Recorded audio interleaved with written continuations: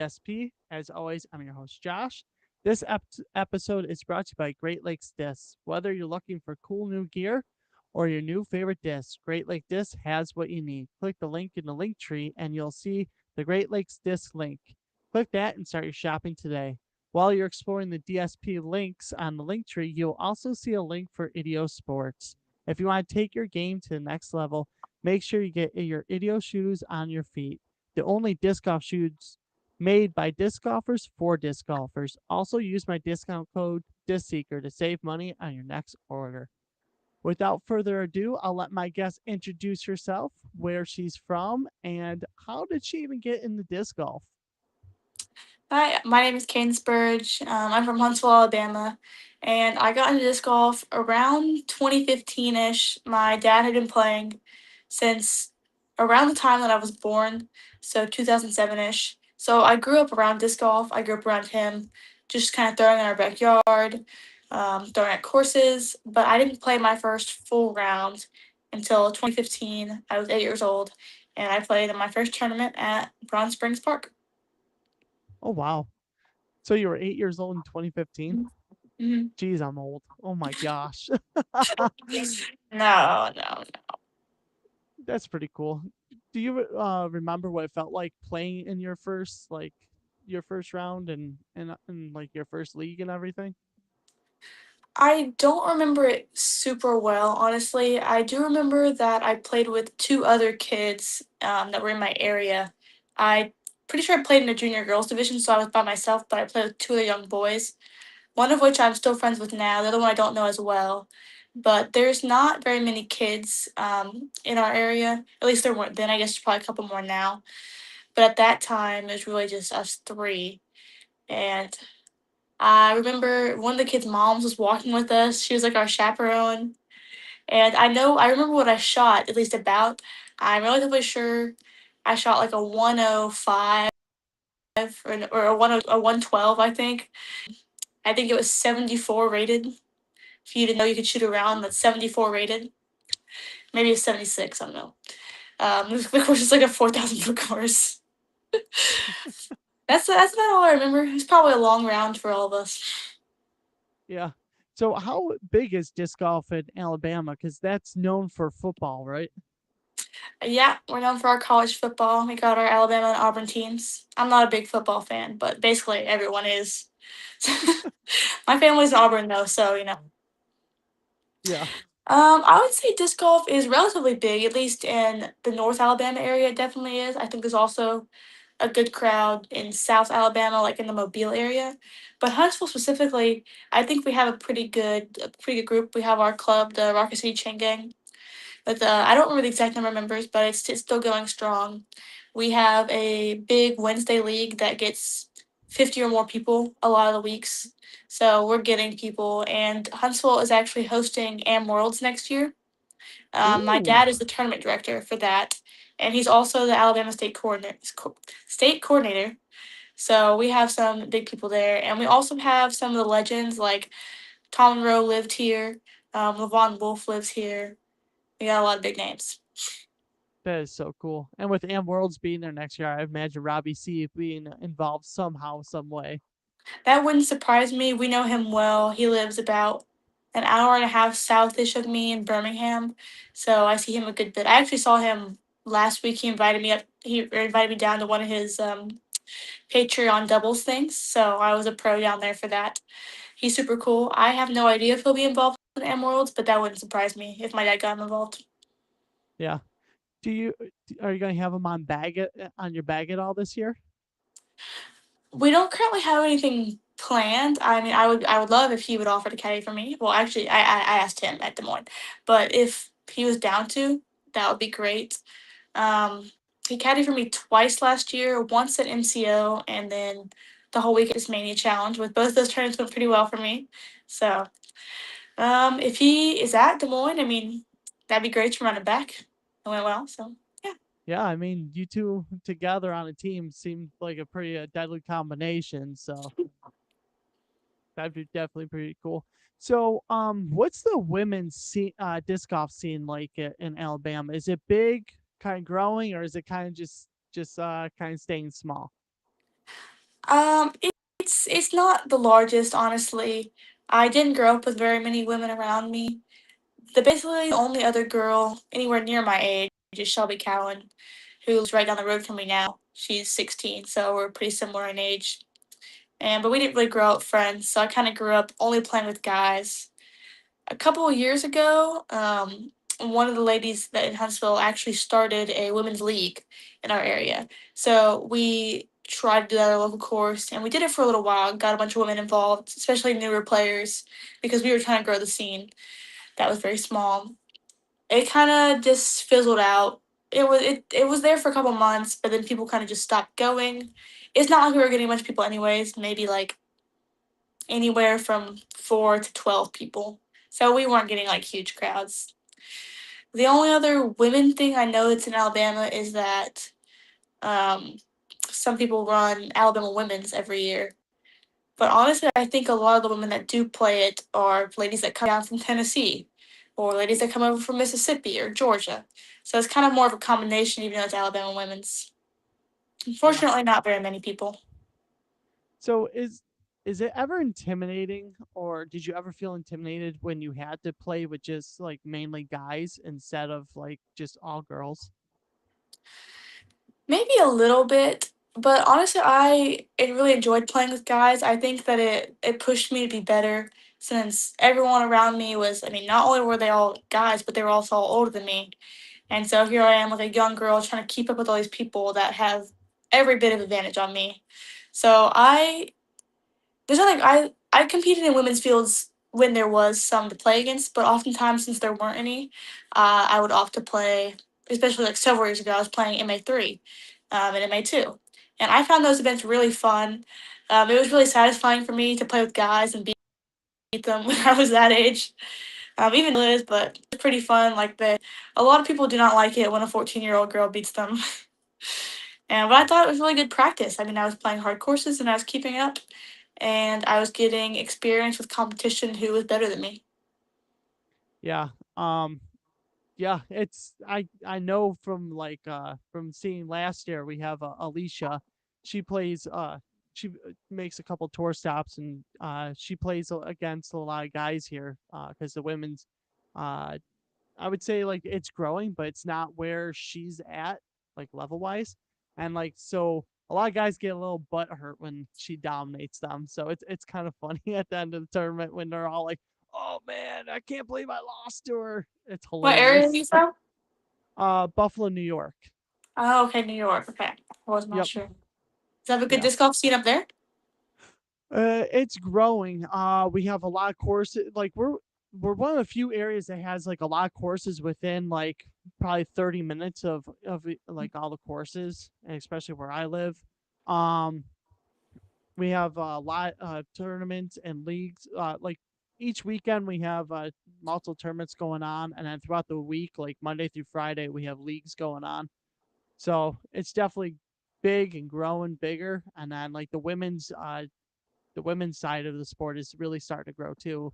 And we have girls from Canada that come over and play every weekend too. Oh, that's cool. Yeah.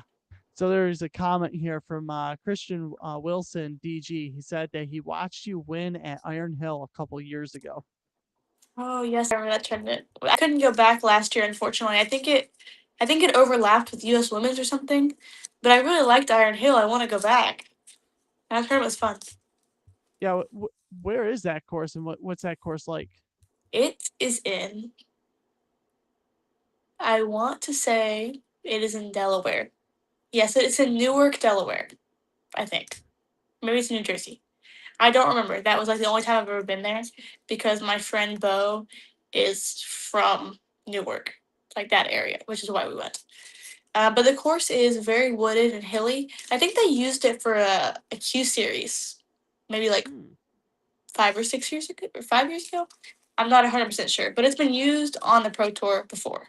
So it's a very high level course. It's very tight and wooded, kind of similar to Hornets Nest, honestly, but I'd say a little bit more elevation. Yeah. Christian said it's in Delaware. Yeah, okay, okay, So that was right the first time. yep. Yes. Yes. So how did you get from like being like an AM player to like the pro level? Like what was the key thing that you did that took your game from like the am level to like where you are at the pro tour? I think a lot of it was, I mean, the constant practicing. That's easy to say, but it really is important. Especially in those transition years, I was playing League virtually every single day. I bought a net and I started working on my form, throwing into the net because one of my goals in 2021/2022 was to win AM Worlds. And so I really had my heart set on winning a world title. And I put in a lot of effort into fixing my form, making improvements. I spent a lot of time putting in my backyard and at courses. I'm always taking extra shots, trying to dial things in.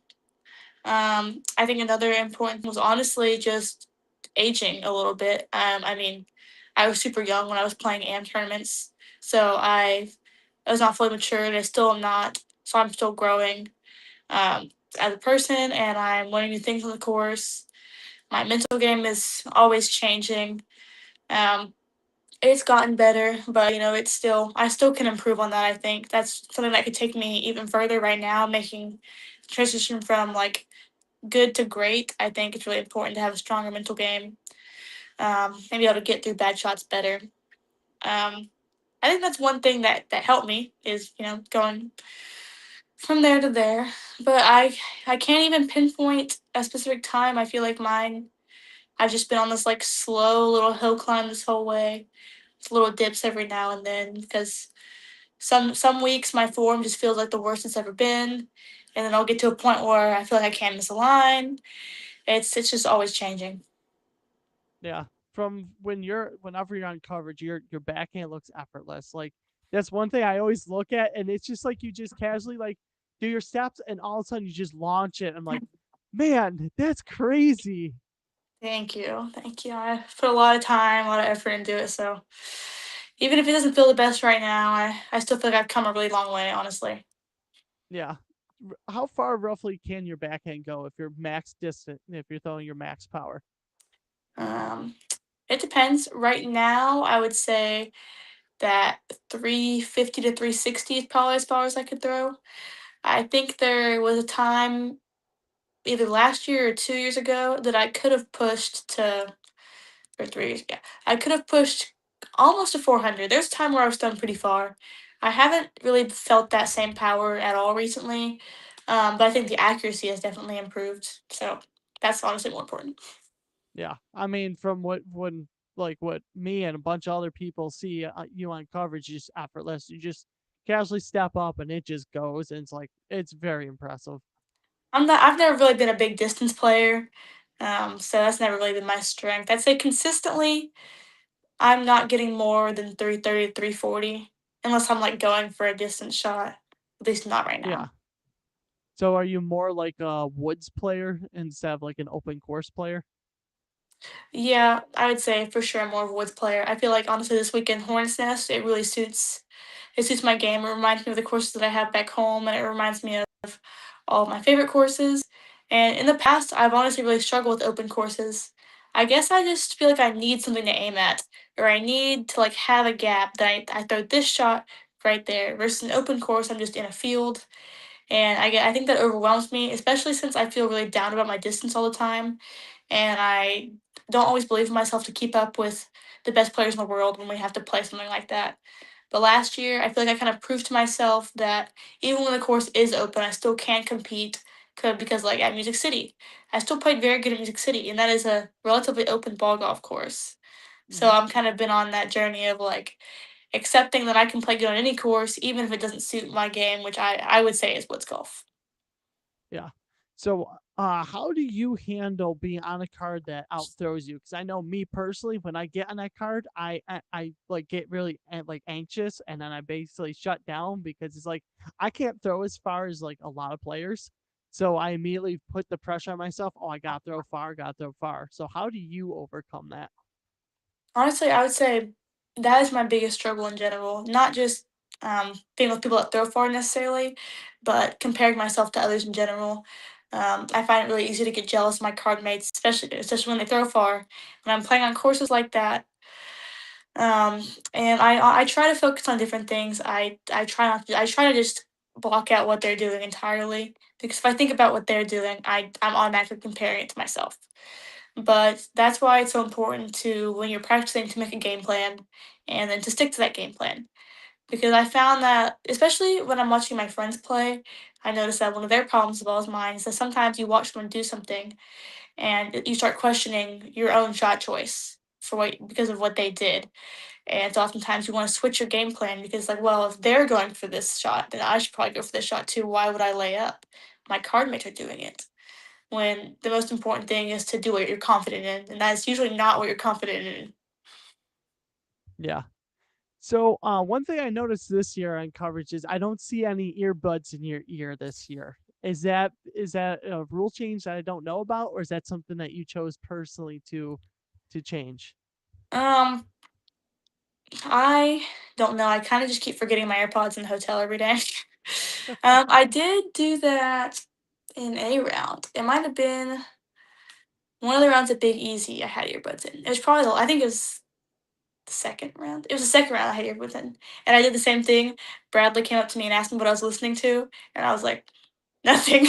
There's nothing in them.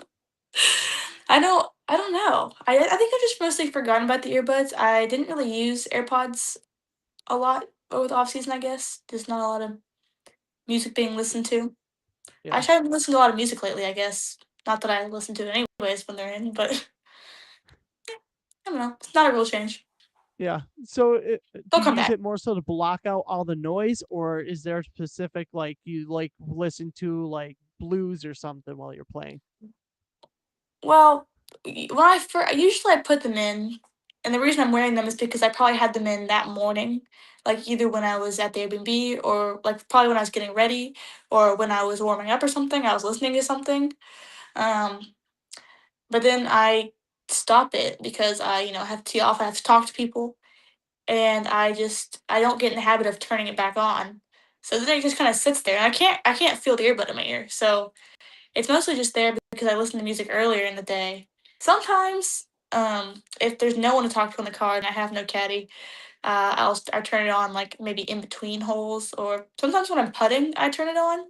It depends. Like sometimes, like I just like have those days where like I want to listen to the same song over and over again, and then I'll put with that song on.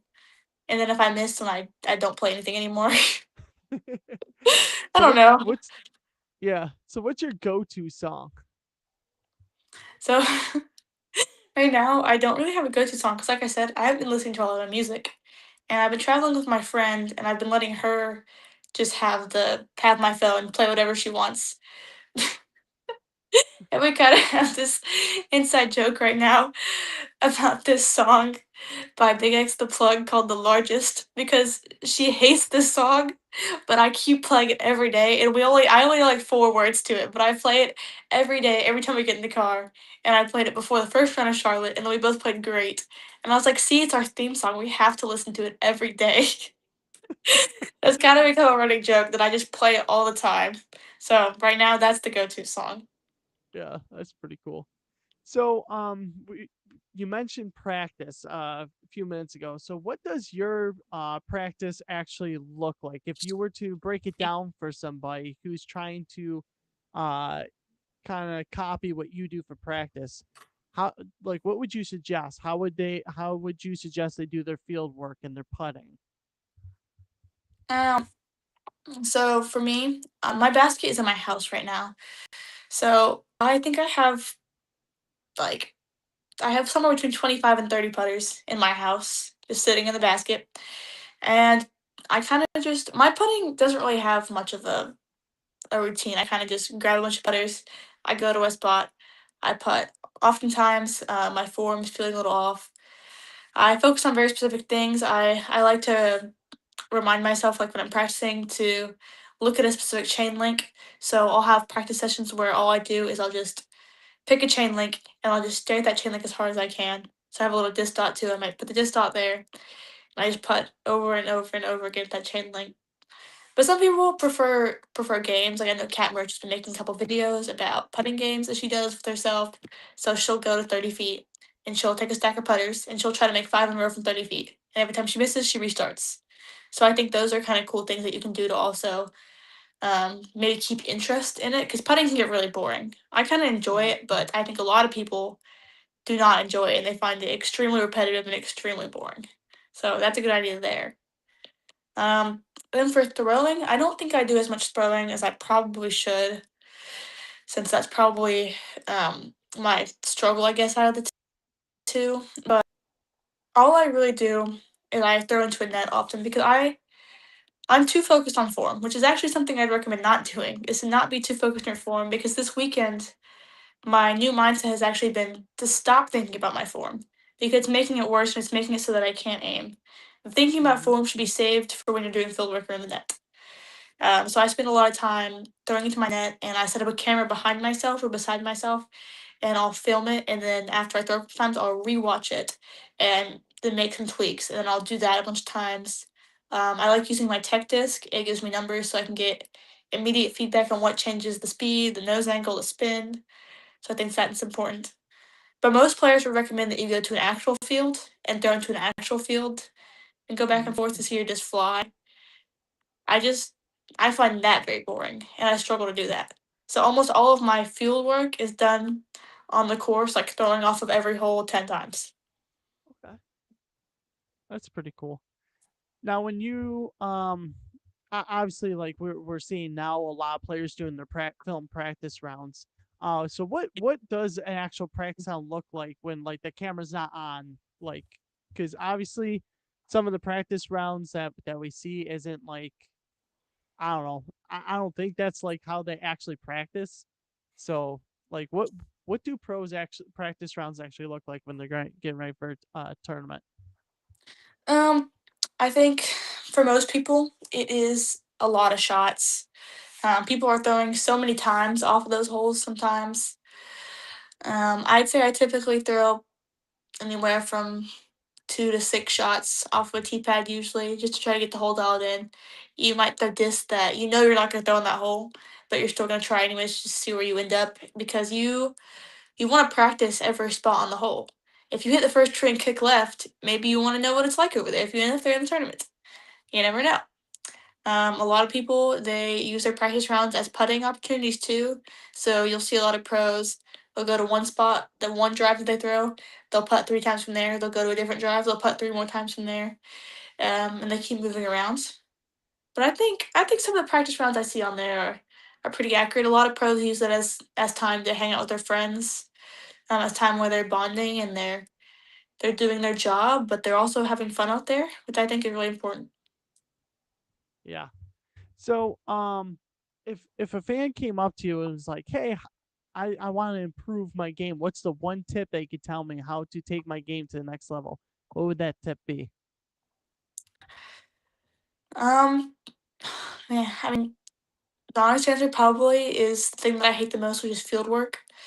I think the biggest thing you can do to see immediate results in your game is just throwing more. The more you throw into a net and the more you throw into the field, the more you're going to trust your disc and build up confidence.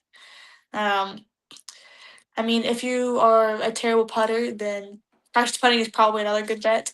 But I think for most people, throwing is like what you need to focus on. Cool. So, what are you throwing this year? What's in your bag this season? Do you want like a full bag breakdown or what are we? Sure, we got. Yeah, okay. It's all up to you. So, this mania is sponsored again this year, so I have pretty similar bag to last year. He's waving at you. Pretty similar bag to last year. I'm still putting with Exosoft Links, which I've been putting with for 5 years. So, pretty good. Love them. I also throw them. I throw Notions as my flippier putter. I've started using the P3X, and I throw Tactic. So that's kind of my putter lineup. And in my mid ranges, I have two different origins. One's a little flippier than the other. That's my pretty much my go-to mid range straight straights. Then I have my Shield Series MD3, which is the only disc available on the website right now to buy for me. So that's a good disc to get. And then I have it's somewhat of Ganon's Glaciers, which I have started recently really liking. And then an MD5, which I don't throw very much, but it is there. Then fairways, which I'd say I'm mostly a fairway thrower. So we have a function, which I love my function. And then my favorite disc, which is a Neo Essence. I have two of them in the bag, which if you watch any covers this weekend, I've thrown a red disc. That is an Essence. I throw it in like every hole. It is my favorite disc. Then I have an Instinct, and I think I have an FD1 in the bag, which they're kind of similar, but I like them both. So I think then I also have an FD3, which again I don't throw very much. I'm not really a stable disc thrower, but it is there. And then my disc driver lineup, I have three different DDs in the bag. One of them is S line, one of them is some sort of Horizon one. Both of those are flippy. And then I have a metal flake DD, which has recently become my favorite disc actually. It's a little bit more stable than those two, so it's basically dead straight. And last year I lost a paradigm that was super beat in, that was dead straight. And I lost it in a pond when I was in Stockton, and I was so sad because I didn't have anything like it. But it has Oh been like man. 7 months, and I have finally found something that I think is comparable to that disc, and I love this disc, so that's really great. Then I also have a DD1, which was my kind of replacement for that paradigm, but it's a little bit more stable. I still like that disc though, so I just don't throw those off anymore. And then I have my signature series, Let's Paper Paradigms. So that's still one of my favorite discs in my bag. It's my reliable, stable driver. And then I throw DD3s and also have recently started bagging a DD4. I haven't thrown it very much yet, but it's a new mold that this man started making in the new Premier plastic. So I'm really loving how stable it is, and I bet it's going to be really good for headwinds in those open holes. Nice. So does your Toy Series disc have like a custom stamp for you, or Yeah, so last year my disc was the paradigm, like I said, and the stamp that's on it, I think I'm kind of blanking right now. It's like a DNA helix and a lily, I think, kind of intertwined together, and it makes my stamp.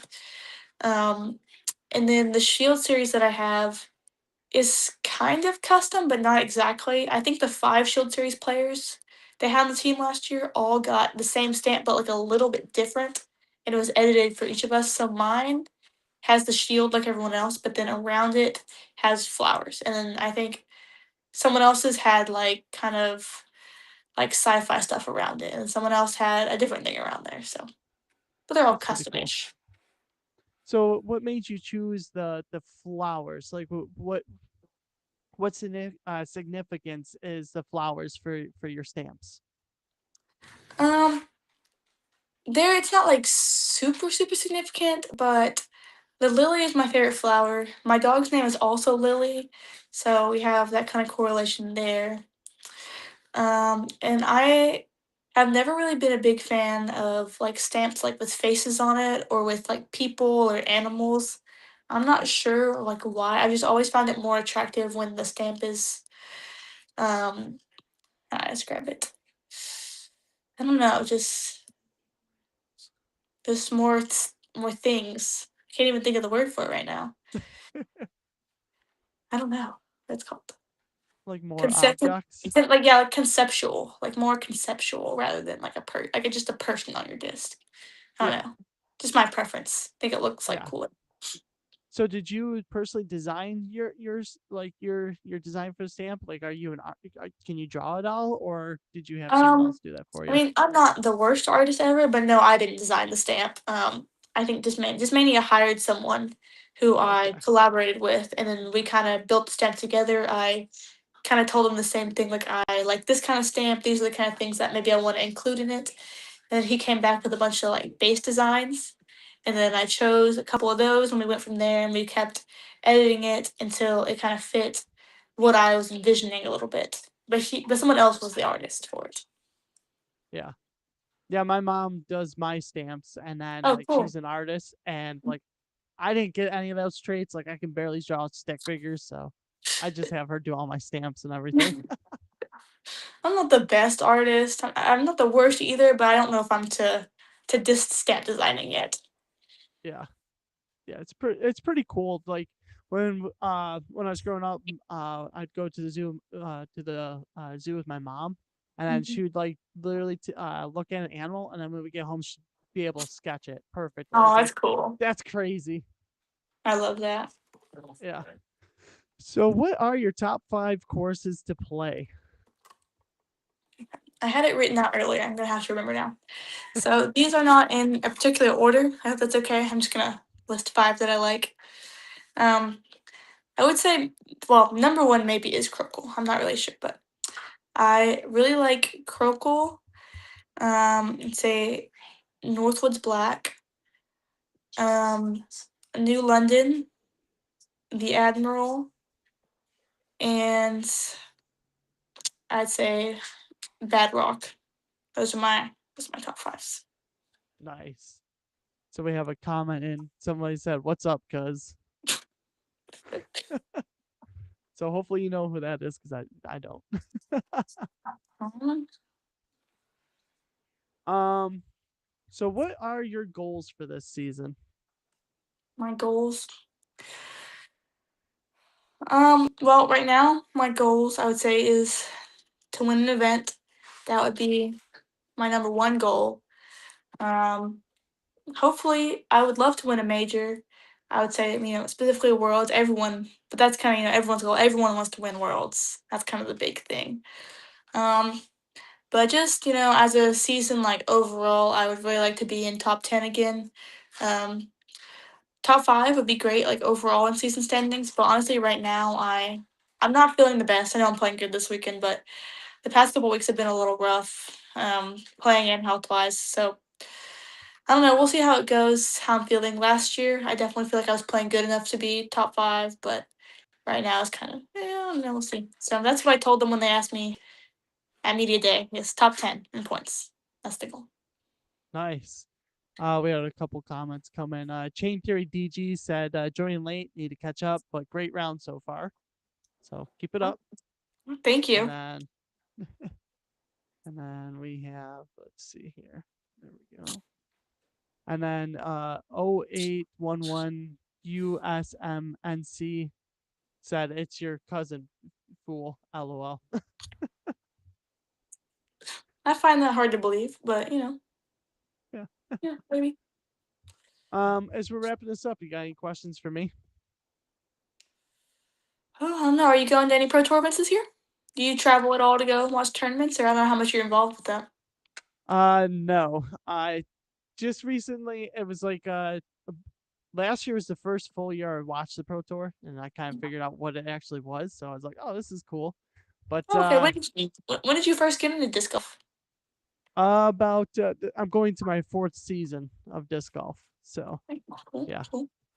I got in after COVID. So I'm yeah, sorry everyone started all the COVID babies. yeah.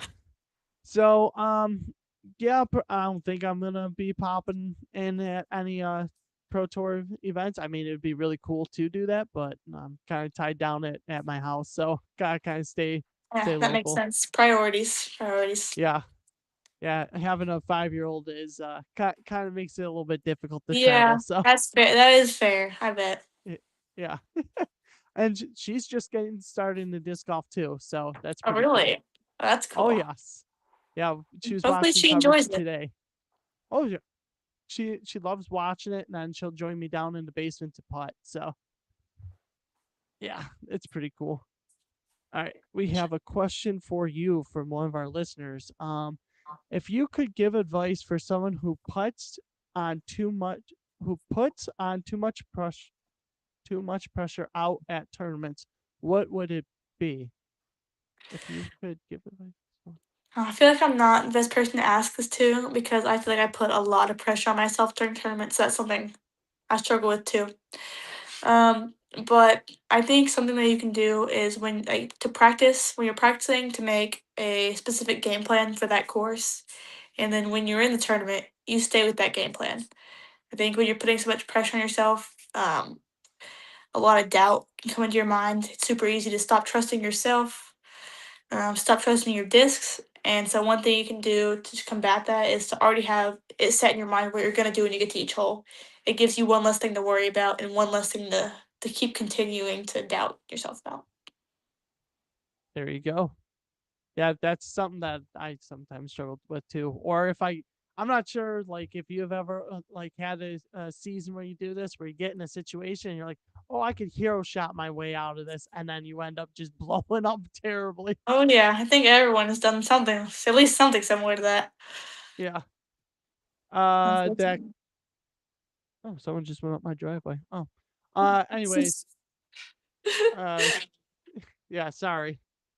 That cousin, it's your cousin Josh, the Marine. He said, Oh, of course, of course. okay, Yes, at least you know that. yeah, definitely real. All right, and then let's show their comment. Thank you. I appreciate your advice. I have a tournament coming up and can't wait to use my game plan. Oh, So that'll be good cool. luck. I hope it helps. Yes. So, any last questions for me before we get to the last question for you? Oh, no, Nope. no, no. All right, cool. Last question I have for you is how can people find you to follow you and how can people support you while you're on tour? Um, so to follow me, I post mostly on Facebook and Instagram, but I also have a TikTok account. They're all just at Cadence Burge, so at my name, if you look it up, it should come up. And to support me, I think right now, Discmania has my Shield Series MV3s on the website. They don't have any more discs for me right now, but I'm hopefully getting a tour series that will come out, I think, either in June or July of this year. So the disc sales that goes a long way for supporting me on tour. That's kind of the most important thing that sponsors are looking at. So those discs, I can't think if any of my other sponsors have something up on their website right now. I don't think so. If you see me at a tournament and I'm vending, I mean I have a bunch of discs with me, and I should have some Brody bags, some shirts. Buying those can help a long way, and I'm open to talking to anyone and signing stuff, even if you don't buy something. Cool. And then one last thing, I got any other sponsors you want to give a shout out to? Yes. Let me remember. I have a lot this year. So shout out to Discmania, who is my disc sponsor, to Disrespect, who does my shirts and my what are they called? My graphics, and then Birdie Bags, who has all my dry bags, and to Link Lab, who is my agency sponsor, and then to Monkey Grip Dies, who does some of my dies for my discs, and to Grippy Q for the wonderful bags, and I'm glad they're sponsoring me this year. And to oh my gosh, what is it called? DG into DG Ratings Lab. Yes, to DG Ratings Lab. They have a good website. Yes. Yes, Cool. so those are my sponsors. Yeah. Cool. Thank you for coming on tonight. We kept it short. That way you can make sure you get your rest up for the final Thank you. round. Oh, All thank you right, for having cool. me on. Hey, anytime. Good luck tomorrow. Thank you. Hopefully, I'll play. You will. You'll feel Oh, I much don't know, better. but I don't know. We'll see. All right. Have a good night.